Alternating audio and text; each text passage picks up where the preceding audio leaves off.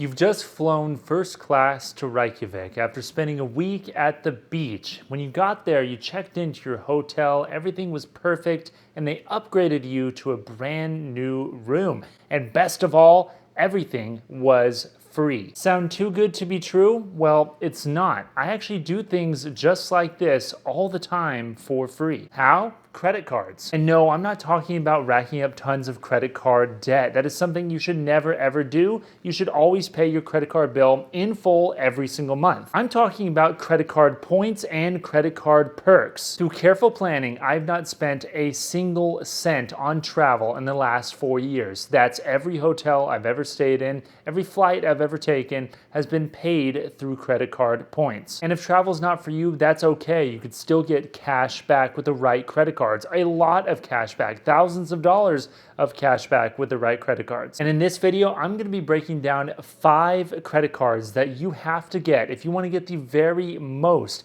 out of either travel perks or credit card cash back. My name is Kevin Conway. I make personal finance videos all the time on real estate, credit cards, bank accounts, everything really having to do with money. So subscribe to the channel if you want to see more of that. Give a quick like to this video if it helped you out in any way. Now let's get right into it. Okay, so why should you even get a credit card in the first place? Well, first off, it helps you develop a credit history, which allows you to get lower interest rates on everything from home mortgages to auto loans. Using a credit card is also a great way to actually have more security in your purchases as opposed to using cash or a debit card.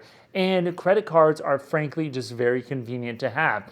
I use them for basically all of my spending. I never spend more than I can pay off in full at the end of every single month because paying interest on your credit cards is the worst way to spend your money.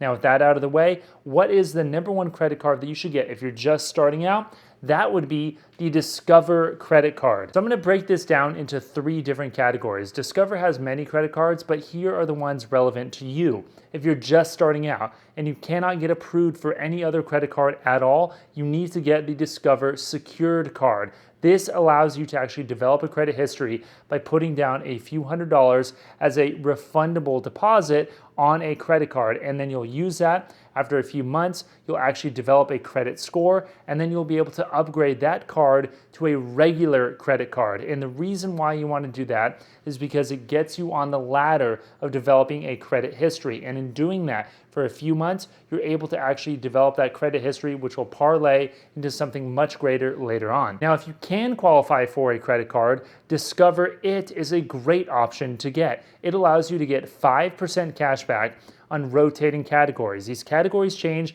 every 3 months, and they're very big, broad categories that chances are you already spend a lot of money in. For example, they oftentimes have Amazon or Walmart as one of the categories, or restaurants as one of the categories. So if you're spending money at those places anyway, just use that Discover card as opposed to cash or a debit card, and you'll get 5% cash back. If you spend money on this credit card that's not in one of those categories, you still get 1% cash back, and that itself is much better than 0. And Discover also has an introduction bonus. Sometimes they have a sign-up bonus of $50. That's currently what it is. I have my link in the description below. You could use that if you like. You don't have to, but I have a Discover card. I've loved it. I've had it for many years. It's a great card to get. And if you get the Discover card today, all of the cash back that you earn in your first 12 months will be doubled and given to you as a bonus by Discover at the end of your first card year. That right there is a really good thing to have. And third, with Discover, if you're a student, you might consider signing up for the student version of the Discover card. And the reason is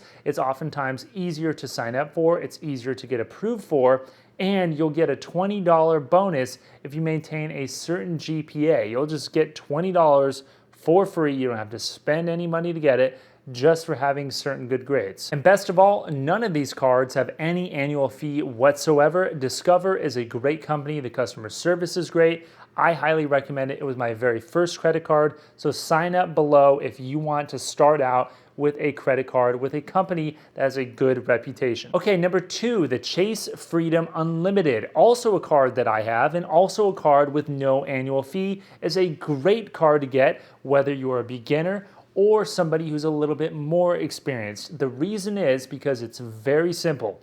You get 1.5% cash back minimum on everything that you spend on this card. There are no limits, no categories, nothing you need to sign up for. You just get 1.5% cash back minimum on every single purchase. Now I said minimum, so why did I say minimum? The reason is because they actually just added a few more categories where you actually get 3% and 5% cash back on. Using the Chase Freedom Unlimited now gets you 3% back on any sort of restaurants or drugstores. So if you go to CVS or you go and you pick up your favorite food and you use this Chase Freedom Unlimited, you'll get 3% cash back. Additionally, you'll get 5% cash back on the Chase Freedom Unlimited if you spend money through the Chase Travel Portal. So if you use a Chase Travel Portal, which happens to be through Expedia when you're on your Chase app, you actually get 5% cash back on all of the trips that you book through that portal. The Chase Freedom Unlimited is a really good core card to spend most of your spending on. If you want something simple, it's a good choice to have, has no annual fee, and it has a sign-up bonus of $200 if you meet the minimum spend within the first few months. It's a great card. I have the card. There's also a link in the description below if you want to sign up for that one. You do not need to. You could use somebody else's if you'd like, but it is a good card. Be sure to get that bonus if you sign up. Next, we have the brand new Chase Freedom Flex. Now, the Chase Freedom Flex was actually spun off from the Chase Freedom, a card that I have, and I'm sure I will get the upgraded version of the Chase Freedom Flex here in the next few weeks. What's the big deal with the Freedom Flex? Well, it's very similar to the Chase Freedom Unlimited. It has no annual fee, and it has a base rewards rate of not 1.5%, but 1%. The Chase Freedom Flex also has those 3% categories in the dining and drugstore categories, and also 5% in the amount of money that you spend through the Chase portal on travel. You get 5% back just like you would with the Chase Freedom Unlimited. And what's the big deal? Why would you rather have the Chase Freedom Flex versus the Chase Freedom Unlimited? And it really boils down to the fact that the Chase Freedom Flex has those 5% categories just like the Discover card does on rotating categories that change every 3 months. And again, these categories are categories that you would use anyway. So these are dining, this is movie theaters, this is groceries, this is gas. These are things that you probably spend a lot of money on anyway. Getting 5% back is a great way to actually go about if you just use this card. It's very easy to do that. It's free money. The Chase Freedom Flex also comes with a $200 sign-up bonus if you sign up for the Chase Freedom Flex within the next few months and you spend the minimum spend in the next few months as well. It's a great card and it pairs really well with the Chase Freedom because you're able to get a minimum of 1.5% with the Freedom Unlimited, and the Freedom Flex allows you to get those really boosted rates on those big categories. Okay, so number 4, the fourth best credit card to get is the Chase Sapphire Reserve, a card that I personally have as well. If you notice, I have 3 Chase cards: the Freedom Unlimited, the Freedom, now the Freedom Flex, and the Chase Sapphire Reserve. Now, why is that? That's very deliberate. It's because Chase is very unique insofar as if you earn rewards points from a certain credit card that is a Chase credit card, you can transfer those into a different credit card and actually get higher rewards points on that one. Now, let me explain. The Freedom Unlimited and the Freedom Flex both earn a good rewards rate, and the Chase Sapphire Reserve also has a good rewards rate, which I'll get into very shortly. But the thing that the Chase Sapphire Reserve has, which I take advantage of all the time and I use to travel for free, is a travel portal where any points you've earned from your Chase cards booked through that travel portal give you a 50% redemption bonus on any travel that you book. So that means if I have $1,000 worth of points from my other Chase cards, I could just transfer them to my Chase Sapphire Reserve and book through the portal any travel that I want for $1,500 of value. That's how I travel so much for so free. That's how I actually book all of my hotels and flights. It's through this Chase portal. It's through the Sapphire Reserve portal. Now, what is the reward structure on the Chase Sapphire Reserve? Well, it's pretty good, but honestly, the Chase Freedom Unlimited and Freedom Flex have almost better reward structures now. It used to not be that, but they've recently changed those two cards, and it's kind of diminished the value of the Sapphire Reserve from its rewards earning capacity. The Sapphire Reserve earns you 3% back on dining and 3% back on travel and 1% back on everything else. So that in of itself is not very good. But again, the reason why the Sapphire Reserve is so good is because of that portal boost of 50%. The Sapphire Reserve also has a litany of other benefits which a lot of people will find beneficial. So this card has a $550 annual fee, which is pretty tough to swallow if you're most people out there, myself included. I'm thinking of downgrading this card after I use it a little bit more, but it is offset somewhat by the fact that you have a $300 travel credit, which is basically usable at anything, whether Uber or airfare or hotels or really whatever. If you spend money on your Chase Sapphire Reserve, the first $300 of charges are automatically taken by Chase, so that reduces your annual fee down by $300.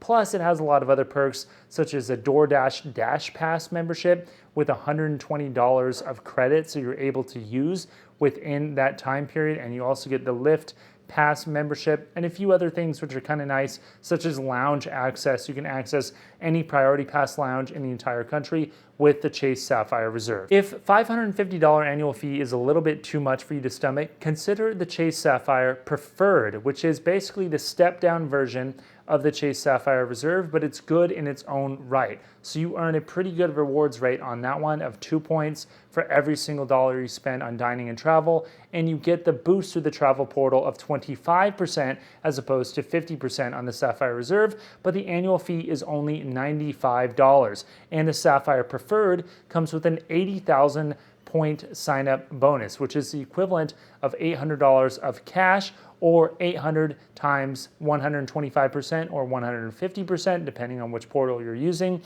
if you use one of the travel portals for Chase. And last on the list is the Alliant Cashback Credit Card. This one is very simple to understand. You get 2.5% cash back, no categories, just on everything that you spend on this credit card forever. The only limit is that you only can earn up to $250 of cash back every single month with the Alliant credit card. You can't actually exceed it. Additionally, you should know that this card comes with an annual fee of $99, but it's actually waived in the first year. So you can try this card out. If you don't like it, you can cancel it after the first year. However, I will say that this credit card might be irrelevant in a few months with the launch of the X1 credit card. I just did a review on that. Be sure to check that video out. It's the most exciting credit card that I have seen since the Chase Sapphire Reserve came out a few years ago. So I hope that was helpful. If you found it helpful, be sure to give it a like and subscribe to the channel if you want to see more. I'll see you next time. Be sure to leave any comments you have in the comment section below. I'll answer them. I love credit cards. I know way too much about it. It's kind of a hobby of mine. So be sure to leave any questions or comments you have in the section below. I'll see you next time. Thanks.